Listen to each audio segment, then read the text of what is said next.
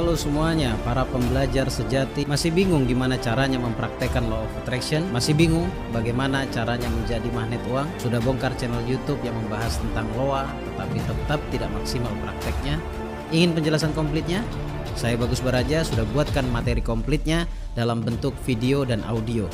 Dan bahkan di sana diajarkan bagaimana cara mempraktekkan, mulai dari edukasi dunia pikiran bawah sadar dan edukasi afirmasi dan self talk, dan bahkan diajarkan cara bermeditasi untuk memprogram pikiran bawah sadar Anda tentunya menjadi magnet uang.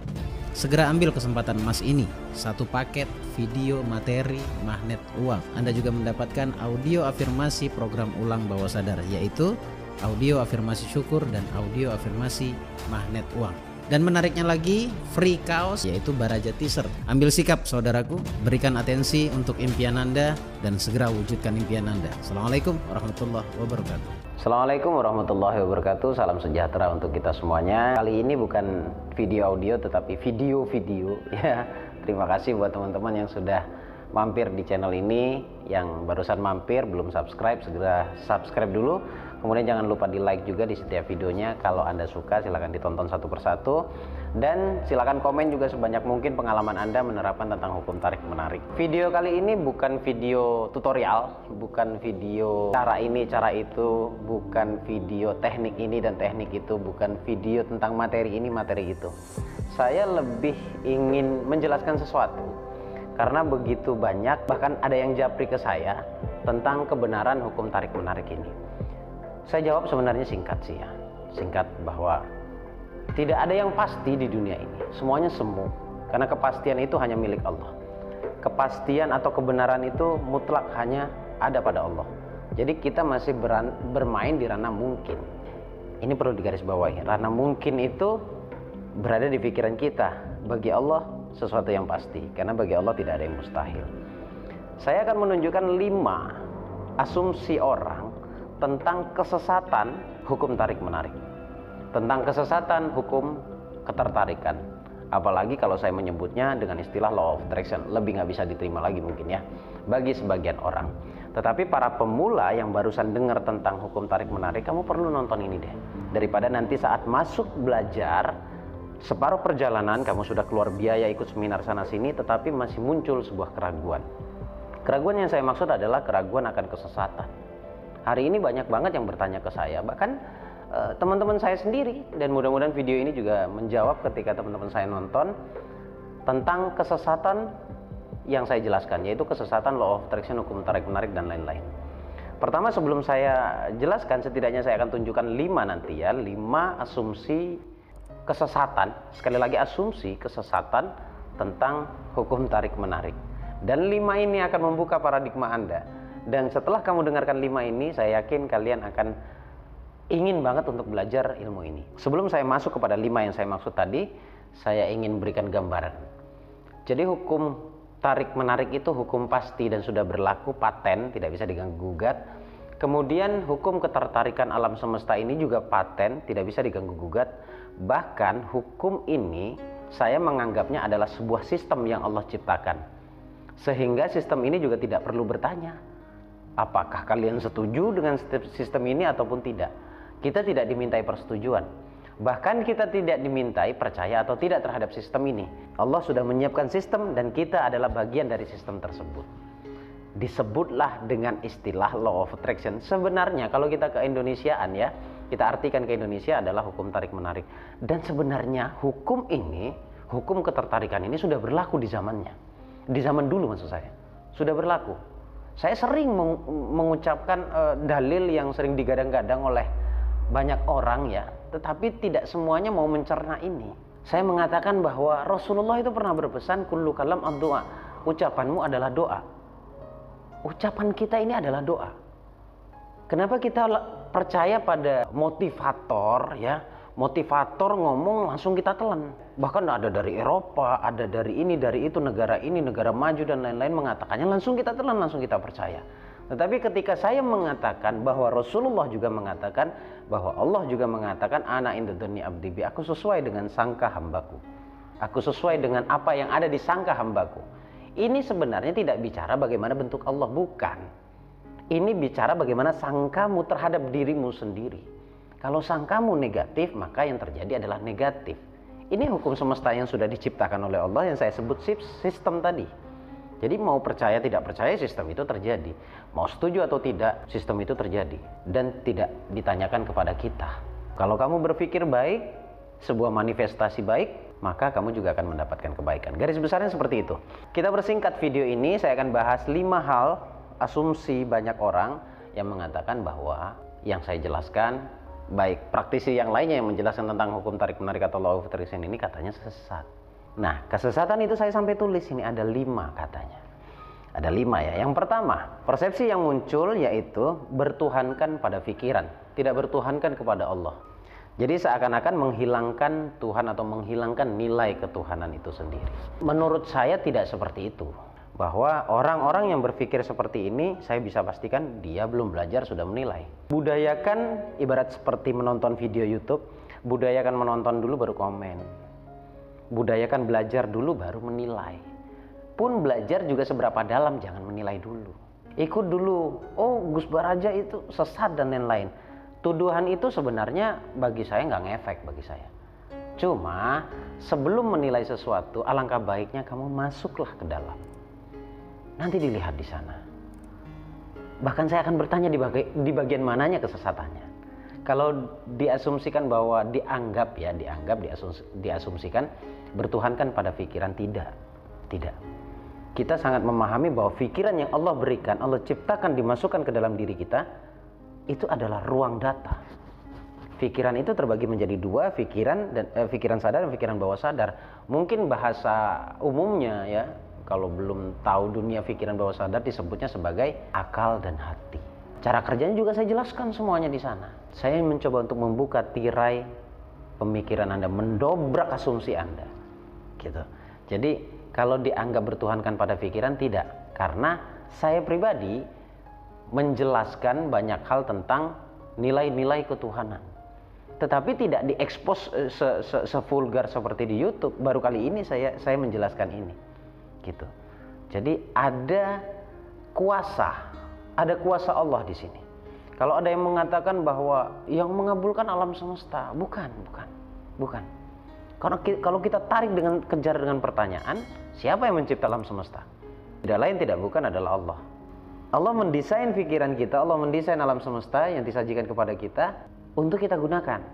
Dan sistem ini mau kita gunakan apa tidak? Sistem yang saya maksud adalah bersangka yang positif. Itu mengarah kepada yang kita inginkan.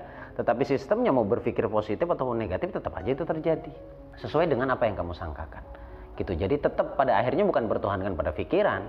Bertuhankan kepada Allah. Tetapi kita mensyukuri bahwa ternyata Allah berikan sesuatu yang hebat di dalam diri kita. Dan kita perlu bersyukur. Itu yang pertama. Kemudian asumsi yang kedua, tuduhan, bukan deh asumsi deh, pendapat karena belum belajar mungkin ya. Yang kedua yaitu terlalu mencintai dunia. Jadi sama, seakan-akan Tuhan dinomor 2-kan. Begini, saya dari kecil hingga sampai saat ini diajarkan bersyukur sekecil apapun. Dan bersyukur itu sebenarnya hubungannya dengan cinta. Berhubungan dengan cinta. Bersyukur berhubungan dengan cinta. Karena apa? Bersyukur itu sebenarnya persamaan katanya adalah terima kasih. Dan terima kasih terdiri dari 2 kata. Terima dan kasih. Terima dulu baru kita aplikasikan rasa syukur kita kasih kembali kepada orang-orang yang membutuhkan. Di mana nilai kesesatannya? Saya diajarkan bersyukur, tadi saya katakan diajarkan bersyukur hingga saya belajar bersyukur yang sebenar-benarnya bersyukur. Toh banyak orang mengatakan alhamdulillah tapi batinnya berkeluh kesah. Banyak sebenarnya. Kenapa saya mengatakan banyak? Saya berinteraksi dengan seluruh peserta. Bukan berarti mereka salah, karena mereka tidak tahu. Kalau mereka bersyukurnya masih di level-level tertentu. Jadi saya mengajarkan mereka, saya mengajak mereka, saya berikan mereka pandangan bersyukur yang sebenarnya itu seperti ini nih. Hingga kalau bisa nggak ada miss. Bahkan nafasmu sekalipun setiap hembusan itu harus kamu syukuri. Kalau sudah bersyukur, maka hilangkan keluh kesah. Di mana nilai kesesatannya? Saya pikir di 2 poin saja Anda nggak menemukan kesesatannya. Gitu. Kalau mau gamblang Anda masuk belajar, gitu ya. Terus yang ketiga nih lebih menarik lagi nih, mengajarkan teknik meditasi seperti Hindu. Bukan berarti Hindu salah, terutama yang Muslim, mengajarkan teknik meditasi seperti Hindu yang seakan-akan mencontoh tata cara ibadah orang Hindu. Gini, Hindu menyebutnya sebagai meditation, Muslim menyebutnya sebagai tafakkur. Kalau pola duduk, pola sila nggak usah diperdebatkan. Pola duduk begini, kalau saya begini, kopiah saya lepas, surban saya lepas, saya pakai training biasa saya begini, Anda bilangnya meditasi.